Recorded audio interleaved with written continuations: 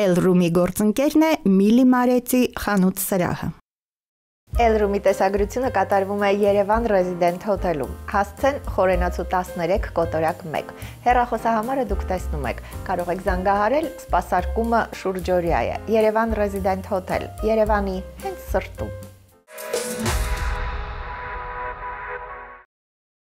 Ողջույն սիրելի հետևորդներ, դուք Էլրումում եք։ Ես անընդհատ նշում եմ, որ Էլրումը տեղեկատվական ու մոտիվացիոն հարթակ է։ Երկու հիմնական ու կարևոր խնդիր ենք ուզում լուծել մեր հարթակում մեր շատ սիրելի հետևորդների համար։ Առաջինը տեղեկացնել, որ խնդրի դեպքում ուր պետք է դիմել, ում պետք է դիմել, եւ երկրորդը, որը իրականում շատ կարևոր է, մոտիվացնել։ Ինչու է մոտիվացիան կարևոր, որովհետեւ նույնիսկ եթե դուք գտնեք շատ պրոֆեսիոնալ մարդու, ով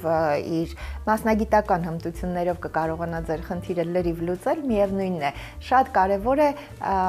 փոխվստահությունը, ինչ որ առումով մեկը մյուսին հասկանալը եւ ամենակարևորը այն դրական էներգիան, որ դիմացինը կարող է տալ եւ ասել, որ քեզ մոտ ամեն ինչ կստացվի։ Մենք շատ հաճախ ենք անդրադառնում, որովհետեւ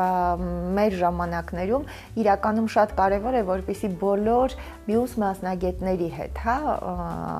քո կողքին ունենաս նաեւ փաստաբան։ Շատ հաճախ տպավորություն է եւ մեզ մոտ դա ընդունված է եղել, որ որոշակի խնդիրների, որոշակի հարցերի դեպքում է, որ պետք է դիմել փաստաբանին եւ անպայման պիտի լինեն իրավական համակարգի հետ կապված լուրջ խնդիրներ։ Այնինչ ժամանակները փոխվել են եւ եթե դու կարողանում ես գտնել եւ պրոֆեսիոնալ եւ մոտիվացնող, շատ դրական էներգիայով մասնագետի, նշանակում է դու կարողանում ես իրականում մեծ ու փոքր խնդիրները շատ հեշտությամբ լուծել։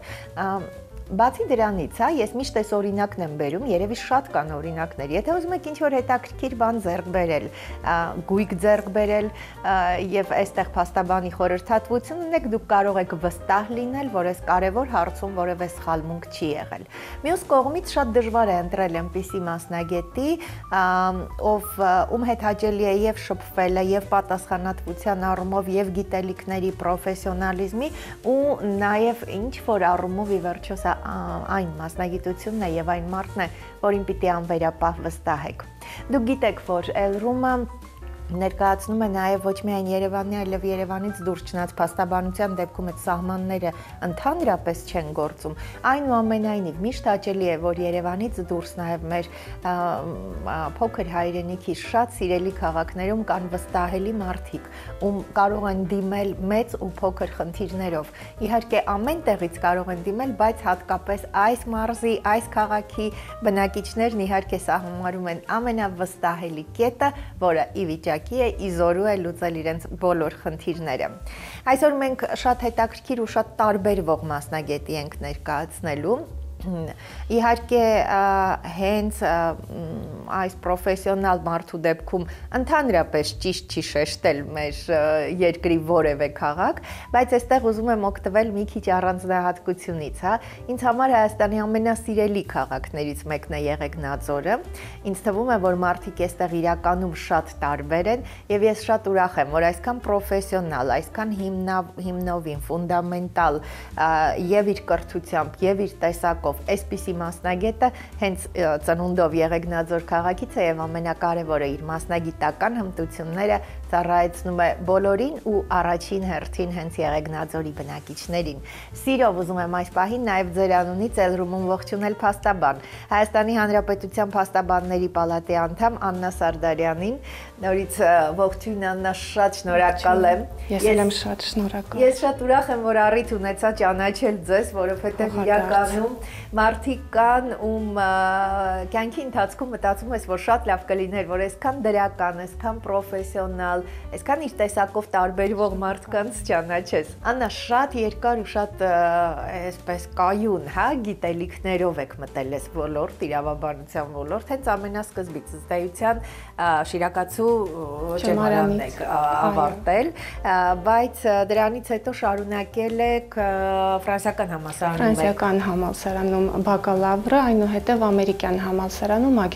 մագիստրատուրան։ Դուք ծնվել եք Եղեգնաձոր քաղաքում, այո, եւ այդ որոշումը հենց իրավաբանությունն ընտրելու։ Այո, ծնողներս մեծ դեր են խաղացել, հայրիկիս խորհրդով որոշեցի, որ պետք է դառնամ իրավաբան։ Բայց երևի այս հատկությունը, հա, ինչ որ որոշակի առանձնահատկություններ բնավորության միշտ տեսանելի են եղել։ Իրականում այո, միգուցե փոքր տարիքից, երբ որ առաջին անգամ լսեցի իրավաբան մասնագիտության մասին, որոշեցի, որ ես էլ կդառնամ իրավաբան, բայց չէի պատկերացնում, թե դա ինչ մասնագիտություն է, բայց հետագայում երբ որ ավելի հստակ պատկերացրեցի եւ հայրիկս էլ շատ մեծ դեր խաղաց, արդեն որոշեցի, որ պետք է դառնամ իրավաբան։ Մի բան է այդպես որոշելը, մի այլ բան այսպես շատ երկար ու շատ հիմնովին, հա, սովորելը, սա պիտի ընթացքում էլ սիրես ու սիրահարվես մասնագիտությանը։ Այո, առհասարակ սովորել միշտ սիրել եմ, իսկ ինչ վերաբերում է իրավաբանությանը, թեև շատ դժվար մասնագիտություն է, անընդհատ փոփոխվող, անընդհատ նոր օրենքներ են դուրս գալիս, որ պետք է տիրապետել, բայց ամեն դեպքում, քանի որ առհասարակ ես սիրում եմ սովորել, միգուցե դա է օգնել, որ կարողացել եմ ավարտել եւ ֆրանսիական համալսարանը եւ ամերիկյան համալսարանը, հետագայում փաստաբանական դպրոցը։ Իսկ ինչ վերաբերում է հենց փաստաբանի մասնագիտությանը, փաստորեն դեռ տարիներ առաջ 2012-ին, հա, Չափնյակ Դավթաշեն դատարանում եք աշխատել։ Առաջին փորձս է եղել, այո, որպես դատական նիստերի քարտուղար քրեաիրավական ոլորտում, եւ քրեաիրավական փաստորեն։ Եվ այդ տարիներին ինձ համար շատ դժվար էր աշխատել այդ ոլորտում, քանի որ շատ տարբեր դեպքեր էին լինում, գործերը շատ տարբեր, դաժան ինչ որտեղ եւ դժվար էր։ Դրա համար ես որոշեցի, որ միգուցե պետք է աշխատեմ քաղաքացիաիրավական ոլորտում, որպեսզի ավելի թեթև լինի, սակայն հետագայում արդեն տարիների ընթացքում քրեաիրավական ոլորտը նույնպես սկսեց հետաքրքրել, դրա համար հիմա մտքեր կան հետագայում զբաղվելու նաեւ քրեաիրավական այս ոլորտով։ Ես միջանկյալ մենք դեռ շարունակենք, որովհետեւ փաստաբանի դեպքում, գիտեք, մասնագիտականից զատ շատ կարևոր է մարդուն ուղղակի շփվել, խոսել, ճանաչել ու ծանոթանալ անցած ուղուն։ Նշեմ, որ նաև Աննան համաձայնել է անդրադառնալ մասնագիտական, հա, ուղղությանը, մի քանի խորհուրդներ հենց հետևորդներին, մեր ժամանակներում այս օրերին ամենապահանջված ու ամենակարևոր ուղղության հետ կապված, վարձակալության հետ կապված հարցեր, որտեղ լինում են շատ խնդիրներ եւ կարծում եմ, որ ուշադիր հետևելու դեպքում զրույցին մեր կկարողանաք շատ օգտակար նաեւ նրբություններին ծանոթանալ։ Շնորհակալ եմ Աննա, ըստ էության դուք 20 տարի, հա, Երևանում եք ապրել, դպրոցական տարիներից սկսած, հետո ամբողջ ուսումնառության ընթացքում ֆրանսիական համալսարան, ամերիկյան համալսարան, ինչպես ստացվեց, որ արդեն պահանջված լինելով, նաև աշխատանք ունենալով ու գիտեմ, որ շատ առաջարկներ ունենալով Երևանում, որոշեցիք վերադառնալ Եղեգնաձոր։ Ինձ համար Եղեգնաձորը, ինչպես ցանկացած մարդու համար իր ծննդավայրը, շատ սիրելի քաղաք է։ Ես, երբ որ մենք ընտանիքով տեղափոխվեցինք Երևան, միշտ սրտի թրթիրով սպասում էինք հանգստյան օրերին, որպեսզի գնանք Եղեգնաձոր, եւ Եղեգնաձորը միշտ, եթե չչափազանցնեմ, երազանքի պես մնացել է, որ պետք է մի օր վերադառնամ եւ ապրեմ Եղեգնաձորում, եւ փառք Աստծո, որ դա ստացվեց եւ փաստաբանի մասնագիտացում ընտրելու հարցում ինձ շատ մոտիվացրել է Եղեգնաձորը, որպեսզի ես ազատ լինեմ իմ գրաֆիկի մեջ, որպեսզի ես տեղից կարճած չլինեմ, այլ աշխատեմ այնտեղ, որտեղ ես ցանկանում եմ, ապրեմ այնտեղ, որտեղ ես ցանկանում եմ եւ հենց դա շատ մեծ դեր խաղաց, որ իրավաբանի աշխատանքի մեջ ընտրեմ հենց փաստաբանի մասնագիտացումը։ Շատ հետաքրքիր է, այո, այստեղ իսկապես սահմաններ չկան։ Ես գիտեմ, որ դուք այն գործերը, որով զբաղվում եք, ձեր վստահորդները Եղեգնաձորից կան, բայց Սահմանափակված չի, Սահմանափակված չի, կարելի ասել երևի կեսը 50% Եղեգնաձորից դուրս են, թե ավել նույնիսկ։ Աշխատանքներիս մեծ մասը, քանի որ 6 տարի աշխատել եմ Երևանում որպես փաստաբան, բոլորը համարյա եղել են Երևանից, եւ արդեն երբ որ ինքնուրույն սկսեցի աշխատել, դեռևս Եղեգնաձորից են, բայց չի սահմանափակվում Եղեգնաձորով, քանի որ Սա, բայց շատ կարևոր բան է, փաստորեն սա էլ կարելի է ընտրել, այնպեսի աշխատանք գտնել, որտեղ կարողանաս նաև վայելել կյանք ապրել այնտեղ, որտեղ սիրում ես։ Բայց ամեն դեպքում դժվար, չնայած ծննդավայր է նշում եք, բայց ամեն դեպքում հա կենցաղը եւ շատ բաներ տարբեր է Երևանից։ Երկար ապրելուց հետո դժվարություն չեք ունեցել։ Չէ, փառք Աստծո դժվարություն չեմ ունեցել։ Ես միշտ ասում եմ, որ ամենալավագույն տարբերակը համատեղելն է Երևանը Եղեգնաձորի հետ, այսինքն ես կարող եմ շաբաթվա մեջ 1-2 օր գալ Երևան, վայելել Երևանը եւ անպայման վերադառնալ Եղեգնաձոր։ Անպայման վերադառնալ։ Նաև փաստորեն առավելությունները փաստաբանի աշխատանքի շատ են, բայց դուք նաև Եղեգնաձորում աշխատել եք, հա, ԶԱԳՍ-ի պետ, հա, այո, 2 տարի աշխատել եք։ 2 տարի, այո։ Սա ինչ փորձառություն է եւ ինչ ավելացրել ձեր փաստաբանի, հա, հմտությունների։ Շատ կարևոր փորձառություններ, ես շնորհակալ եմ բոլորին, ովքեր ինձ վստահեցին այդ աշխատանքը։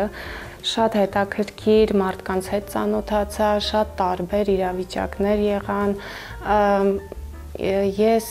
պարզապես հասկացա, որ իմը չի այդ աշխատանքը, քանի որ աշխատանքի մեջ ինձ համար կարևոր է ստեղծագործական մոտեցումը եւ իրավաբանությունը ես ինքս համարում եմ ստեղծագործական աշխատանք, քանի որ այո, քանի որ անընդհատ պետք է սահմանները անցնել եւ մտածել օրենքից մի փոքր դուրս, որպեսզի կարողանալ լուծումներ գտնել, որովհետեւ շատ հաճախ լուծումները մակերեսում չեն գտնվում։ Դրա համար ես որոշեցի ամեն դեպքում վերադառնալ փաստաբանություն, բայց ԿԿ աշխատանքները ինձ շատ հետաքրքիր փորձ է տվել, ինչի համար շատ շնորհակալ եմ։ Այո, ես միշտ նշում եմ եւ շատ գրականության մեջ էլ է նշվում, որ իրավաբանության ամենաստեղծագործական ուղղությունն է փաստաբանությունը։ Օրենքները ինչքան էլ մենք իմանանք, բայց ամեն դեպքում օրենքները որպեսզի մեկնաբանենք, պետք է ունենանք ճկուն միտք։ Քանի որ օրենքները հնարավոր է տարբեր ձևերով մեկնաբանել։ Կա օրենքի տառ, կա օրենքի ոգի, ահա, այ բացահայտումներ են կանում օրենքի տառ, օրենքի ոգի, ահա։ Եվ պետք է հասկանալ, թե կոնկրետ իրավիճակում որ տարբերակն է առավել շահավետ վստահորդի համար։ Իսկ ինչ վերաբերում է փաստաբանությանը, ապա այստեղ շատ լայն է սպեկտրը, որովհետև օրինակ ինչ վերաբերում է ապացույցներ հավաքելուն, փաստաբանը պետք է ծանոթ լինի կյանքի տարբեր ոլորտներին, որովհետև ապացույցներ հավաքելը իրենից ենթադրում է եւ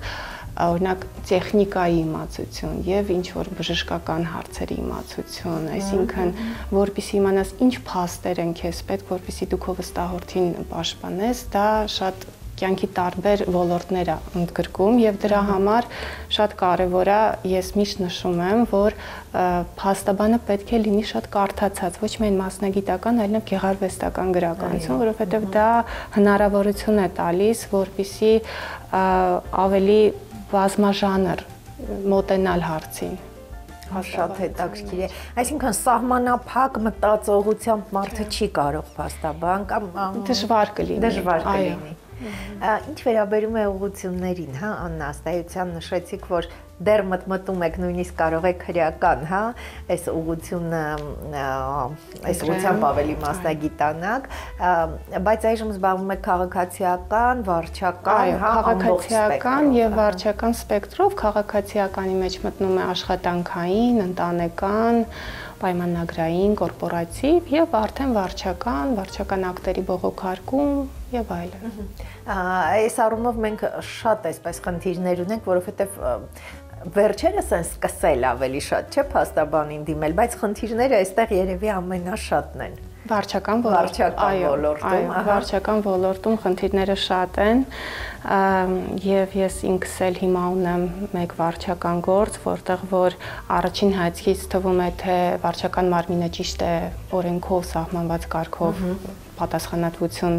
նշանակել, բայց միևնույնն է, առաջանում է այնպիսի մի զգացողություն, որ ինչ-որ մի բան խախտվել է եւ այդ հետաքրքիր զգացողություն է, որը օգնում է գործերը ընտրել, երբ որ իրավաբանի մոտ, փաստաբանի մոտ առաջանում է սուր անարդարության զգացողություն, ինչքան էլ որ առաջին հայացքից օրենքները պահպանված են, այդ գործերը առավել հետաքրքիր են լինում ըստ իս։ հետաքրքիր է, այսինքն դուք բնականաբար փաստաբանը հնարավորություն ունի, իրավունք ունի ընտրելու, հա, իր վստահորդին եւ գործը ում հետ աշխատի առաջին պահին, ինչն է ամենակարևորը։ Ես գիտեմ ու ձեր մասին այդպես նշում են, որ շատ հեշտ է ձեզ հետ շփվելը եւ շատ հաճելի, այսինքն անմիջապես կարողանում ես հասկանալ, հա, այդ կապը ինչ որ շատ արագ է ստեղծվում։ Ինձ համար կարևորը որպեսզի ես մարդու հետ կարողանամ շփվեմ, ինձ համար մարդկային գործոնն է ամենակարևորը, որովհետև գործը կարող է տևել 1 տարի, 2 տարի եւ այդ ընթացքում պետք է տվյալ մարդու հետ շփվել։ Եվ եթե առաջին հանդիպումից, երկրորդ հանդիպումից ես հասկանում եմ, որ չէ, մենք մի փոքր տարբեր մարդիկ ենք, արդեն հարգանքով մերժում եմ գործը։ Երկրորդ ամենակարևոր բանը այդ արդարության զգացողությունն է, որ ինչ որ մի բան խախտվել է եւ դա է մոտիվացնում, որպեսզի փաստաբանը աշխատի եւ չսահմանափակվի, այսինքն երբ որ գործը իրոք մտնում է փաստաբանի սրտի մեջ, դա կարող է լինել եւ գիշերը եւ ցերեկը փաստաբանը անընդհատ հետին պլանով մտածում է այդ գործի մասին եւ դա շատ կարեւոր է։ Շատ լավ ձևակերպում տվեցիք, եթե գործը մտնում է փաստաբանի սրտի մեջ։ Մյուս կողմից զուտ մասնագիտական, հա, պրոֆեսիոնալ առումով նշում եմ, որ յուրաքանչյուր մարդ ի վերջո պաշտպանության այդ իրավունքը ունի։ Ոնց է հնարավոր սա համատեղել այս երկուսը։ Շատ հետաքրքիր հարց է, որովհետև շատ իրավաբաններ ասում են դա պրոֆեսիոնալ մոտեցում չի։ Պետք է կարողանալ ցանկացած մարդու, ցանկացած գործ վերցնել եւ պրոֆեսիոնալ մոտեցում ցույց տալ, անկախ գործը հետաքրքիր կլինի, անձը հաճելի կլինի թե չէ։ Եվ այս առումով կարծում եմ հարցը կարգավորված է, քանի որ միշտ կա հանրային պաշտպանի գրասենյակը եւ ցանկացած պարագայում քաղաքացիները առանց իրավաբանական օգնության չեն մնում։ Ես միշտ երբ նշում եմ, շատերը ինձ հետ երևի համաձայն չեն լինում որոշ դեպքերում, մասնագիտական, ասենք բժշկի դեպքում, փաստաբանի դեպքում միշտ առաջին հերթին նշում եմ պրոֆեսիոնալ, բնականաբար սա կարևոր է պրոֆեսիոնալիզմը, մասնագիտական հմտությունները, բայց այն մարդու տեսակը պիտի մի քիչ քեզ ոգևորի, պիտի դու իր հետ քեզ ապահով զգաս։ Միանշանակ, որովհետև ամեն ինչի հիմքում մարդկային հարաբերությունները։ Այդ էներգետիկայի փոխազդեցությունը։ Մենք բոլորս աշխատում ենք, որպեսզի իհարկե բացի գումարից նաև հաճույք ստանանք եւ եթե պետք է որևէ մեկի հետ շփվել եւ հաճույք չզգալ, արդեն երևի թե անիմաստ է դառնում։ Ժամանակի ընթացքում, հա, այս աշխատանքի ժամանակի շատ մարդկանց հետ շփվելու ուսումնառության ընթացքում չէ գալիս այս բաները, այսինքն կարծրանում ավելի այսպես դառնում են ինչ-որ սկզբունքներ։ Հեշտ է սա եկել եւ ընդհանրապես, հա, կանայք ասում են ավելի շատ միշտ լսում են այդ 6-րդ զգայարանին, դա դեր խաղացել է թե չէ։ Կարծում եմ փառք Աստծո բախտս բերել է, որովհետև եւ առաջին իմ աշխատանքից սկսած փորձառությունից ես հանդիպել եմ շատ լավ մարդկանց, իմ բոլոր տնօրենները շատ լավն են եղել, ինձ բոլոր հարցերով ընդառաջել են եւ այդ մարդկային շփումը բոլոր տեղերում փառք Աստծո շատ լավ ստացվել է, այո, եւ դա է ձեզնից էլ մեծ նշանակություն ունի, որովհետեւ շատ կարճ մի քանի րոպե մենք առիթ ունեցանք զրուցելու, իրականում լինում են դեպքեր, երբ կյանքի տարբեր փուլերում դու մարդկանց հետ ծանոթանում ես եւ մի տեսակ ուրախություն ես ապրում, որ այս աշխարհում այսպիսի մարդ կա եւ դու կարող ես եւ դու ճանաչում ես, ճանաչեցիր իրեն։ Այդ էներգիան, սիրելի հետևորդներ, դրական էներգիան ես անընդհատ նշում եմ, որ սա մի բան է, որը այսպես միանգամից երևում է, հա, եթե դու մի տարածքում ես, այդ էներգիան սկսում է պարուրել, կարծես շուրջդ պտտվել։ Եթե դուք հեռախոսահամարը պարբերաբար տեսնում եք աննայի թույլտվությամբ մենք, եթե Եղեգնաձորում, Եղեգնաձորի շրջակա, հա, բնակավայրերում եք, բնականաբար վստահ եմ, որ գիտեք, եթե չգիտեք, ուրեմն իմացեք, որ բոլոր իրավական խնդիրների դեպքում ուղղություններով, որով աշխատում է փաստաբան Աննա Սարդարյանը, կարող եք դիմել վստահ լինելով երկու առումով, եւ պրոֆեսիոնալ առումով, եւ նաեւ մարդկային։ Իսկ ինչ վերաբերում է մյուս բոլորին, գիտեք, եթե դուք կարևորում եք պրոֆեսիոնալիզմից զատ, հա, նաև մարդու ոճը, տեսակը, անհնարինը հնարավոր դարձնելու իր ձգտումը, անարդարության դեմ պայքարը, ինչպես ասում են, սրտից տանելու այս մասնագիտական հմտությունը, ուրեմն կարող եք դիմել, որովհետև այս ոլորտում բնականաբար սահմանները ջնջված են։ Ես ուզում եմ, փաստորեն դուք աշխատել եք նաև G Partners ընկերությունում եւ որպես իրավախորհրդատու եւ հետագայում որպես փաստաբան արդեն։ Շնորհակալ եմ Աննա։ Ես մի քիչ մասնագիտական ձեր թույլտվությամբ անդրադառնանք, որովհետեւ շատ կարեւոր նաև ուղղության մասին համաձայնեցիք խոսել։ Ըստ էության վարչական, քաղաքացիական, քաղաքաիրավական, ընտանեկան բոլոր այս խնդիրներով զբաղվում եք։ Մեր ժամանակներում վերջին իրադարձությունների, նաև ցավալի իրադարձությունների արդյունքում լուրջ խնդիր է վարձակալության հետ կապված։ Եվ այստեղ միշտ այսպես լարված շրջանում նաև խաբեություններն են։ Այո, բնականաբար շատ լինում։ Փաստորեն վարձակալության հետ կապված որն է ամենաակտուալ ու կարևոր խնդիրը, որը դուք կնշեիք հիմա։ Եվ ռուս-ուկրաինական պատերազմից հետո եւ Արցախի ցավալի իրադարձություններից հետո այդ խնդիրը նորից ակտուալ է, վարձակալության խնդիրը, եւ այստեղ ամբողջ խնդիրը կայանում է նրանում, որ ոլորտը հիմնականում ստվերային է, այսինքն շատ քիչ են կնքվում օրենքով սահմանված պայմանագրեր, եւ դրանից առաջանում են տարբեր խնդիրներ եւ վարձակալի համար, եւ վարձատուի համար, եւ իհարկե նաեւ պետության համար, որովհետեւ այդ հարկերը, որոնք որ պետք է մտնեին պետական բյուջե, չեն մտնում։ Եվ այս առումով ես կարծում եմ, որ բոլոր կողմերին է շահավետ կնքել վարձակալության պայմանագիր, որպեսզի լինեն օրենքով պաշտպանված, որպեսզի կամայականորեն բնակարանի տերը չկարողանա իր վարձակալին տանից հանել։ Քանի որ վարձակալության պայմանագիր կնքելիս նշվում է եւ պայմանագրի ժամկետը, եւ պայմանագրի վավերապայմանները, որ դեպքերում կարող է պայմանագիրը լուծվել։ Եվ այս առումով, քանի որ շատ են հարցերը, թե ինչպես կնքել վարձակալության պայմանագիր օրենքով սահմանված դեպքով, ասեմ, որ կարելի է վարձակալության պայմանագիրը կնքել եւ նոտարական կարգով եւ ՀՀ անշարժ գույքի գործակալությունում կադաստրում, բայց ամեն դեպքում պետք է վավերացնել պայմանագիրը կադաստրում։ Եվ կողմերը կնքում են վարձակալության պայմանագիր, վարձատուն արդեն հաշվառվում է հարկային մարմիններում, որպեսզի վճարի 10% եկամտահարկ եւ նշում են բոլոր պայմանները, թե ինչքան է գործում պայմանագիրը, թե ինչ պատասխանատվություն է առաջանում պայմանագիրը վաղաժամկետ լուծելու դեպքում, որպեսզի որոշակի երաշխիքներ լինեն, որպեսզի վարձակալը համոզված լինի, իհարկե մինչև վերջ չի կարող համոզված լինել, բայց որոշակի ապահովություն լինի իր համար, որ կամայականորեն չեն լուծի պայմանագիրը։ Այստեղ փաստորեն հիմնականում խնդիր է առաջանում, քանի որ այդ դեպքում հարկային դաշտ է մտնում վարձատուն։ Այստեղ է խնդիրը։ Հիմա եթե օրինակ երկու կողմից պիտի խնդրեմ Աննա ներկայացնենք վարձատուի հետ կապված, հա, ինչքանով է այս պահին արդարացված, որ թեկուզ հարկային դաշտ մտնելու գնով, բայց ունենա պայմանագիր։ Ամենամեծ մոտիվացիան արդարացումը, որպեսզի վարձատուն ինքը կնքի պայմանագիր եւ վճարի 10% հարկ, դա հետագայում խուսափելն է բոլոր շանտաժներից, վարձակալների կողմից, որ իրենք ցանկացած պահի կարող են դիմել եւ հայտնել, որ տվյալ անձը ստանում է շահույթ, սակայն անօրինական շահույթ, որը որ քրեորեն պատժելի է։ Եվ որպեսզի այս խնդիրները չառաջանան, ես կարծում եմ, որ վարձատուն ինքը պետք է շահագրգռված լինի, որովհետեւ 10%-ը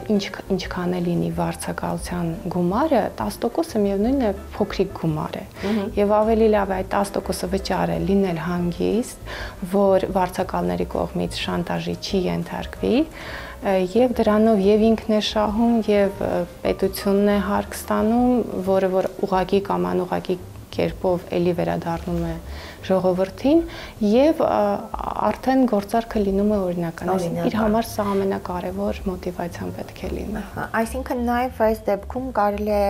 հստակա պայմանները երբ ազատել բնակարանը, այսինքն այս ամեն ինչը կարելի է ֆիքսել։ Իսկ այստեղ հստակ ինչ որ կետեր կան, որոնք պարտադիր են, թե արդեն դա փոխհամաձայնությամբ, օրինակ, ժամկետների հետ կապված կամ ըստ անհրաժեշտության, քանի որ հիմա շատ անկայուն է ամբողջ աշխարհում, դրամի արժեզրկման հետ կապված եւ այլն, ասենք արժեքի բարձրացման հնարավորություն, օրինակ կարող է վարձատուն ֆիքսել, որ չգիտեմ, 5 ամսվա ընթացքում իրավունք ունի վերանայել չափը։ Ամեն ինչ կարելի է։ Ամեն ինչ կարելի է գրեթե ներառել պայմանագրի մեջ, ցանկացած պայման, որը որ չի հակասում օրենքին, կարող են ներառել, որ վարձակալության գինը կարող է վերանայվել 5 ամիս հետո, եւ դա արդեն իրենց համար կլինի գործող օրենք, կարելի է ասել։ Աննա, իսկ այս դեպքում պետք է կարելի է փաստաբանին դիմել, օրինակ կարող են ձեզ դիմել, խնդրել, որ միասին պայմանագիրը կապի։ Այո, իհարկե, կարող են դիմել, որպեսզի պայմանագիրը կնքենք, որպեսզի բոլոր կողմերի համար լինի շահավետ, որպեսզի օրենքով սահմանված կարգով վավերացվի եւ երկու կողմն լինեն պաշտպանված եւ վարձակալն լինի պաշտպանված, որ վարձակալի մասին է խոսենք, չէ՞։ Կարևոր է, որովհետեւ այս վերջին դեպքերից հետո շատ-շատերը ցավոք սրտի իրենց վարձակալներին բնակարաններից հանում են, որպեսզի ավելի թանկ գնով տան։ Եվ այս դեպքում վարձակալն ինքն էլ շահագրգռված է, թեկուզ եթե այդ 10% հարկը